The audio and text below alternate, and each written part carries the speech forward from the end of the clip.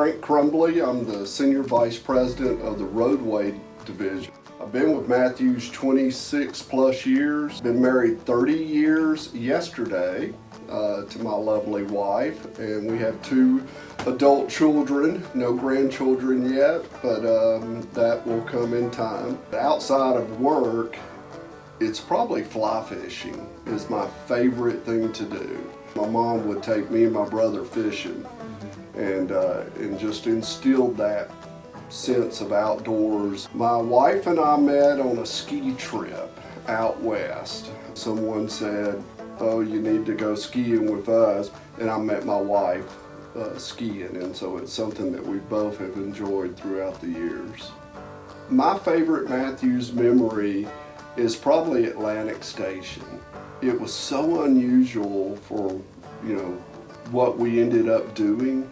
For those of you who don't know, Atlantic Station used to be a steel mill. I was learning how to be a construction manager. I had never done that. I'd always just been out either paving or building roads. My parents got divorced when I was 2. I never saw my father again. My mom was a school teacher, not making any money whatsoever. We grew up in Rome, Georgia, and we were on the low side of the income. Part of that struggling was, what instilled my sense of work ethic.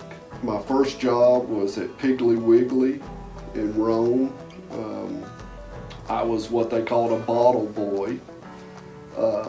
Back then, people would bring in cases of Coca-Cola bottles after they had drank their Coke, and they would want to get their deposit back to get the next case of Coca-Colas. And people would pull up, and I would take their bottles and give them a piece of paper that said that they had left their bottles, so that then when they would park and go inside and shop, they could get a new case of Cokes and not have to pay a deposit again. I worked all the way through high school. I worked all the way through college. Growing up without a dad, you always want to impress your boss. It seemed like all of my bosses were men, so I was always looking to impress them and work my butt off. So that's probably the one thing that most people don't know is how I grew up, and that's part of what makes me, the good and the bad. So the best thing that's ever happened to me is marrying my wife. I thought I was a Christian until I married her, and she showed me what living the Christian life is really like. Marrying Dawn, a lovely wife, was probably the best thing that ever happened to me. It took me years to learn to work smarter and not always harder. You still have to work hard, but you want to work smarter. So I never asked to go to Atlantic Station or the 5th Runway or to become an officer. Those that shine, they don't have to ask. They got a great attitude. They're just wanting to learn more, to do more.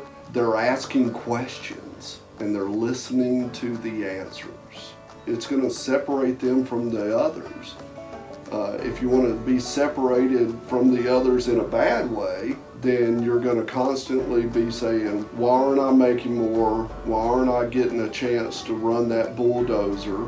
Why aren't you spending more time with me?" It's because you got a bad attitude.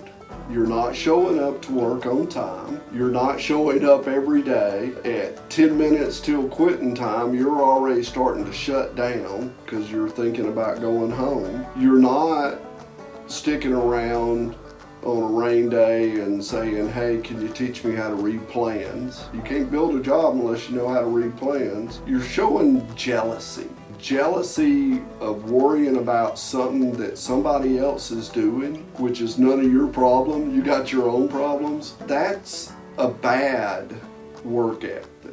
Your boss is not going to look at you the same if you're that negative person. You want to be that positive person. The people that we have at this company, they're A-team. They're not a C-team player. If you want to be a C-team player, go work somewhere else. We are only A-team.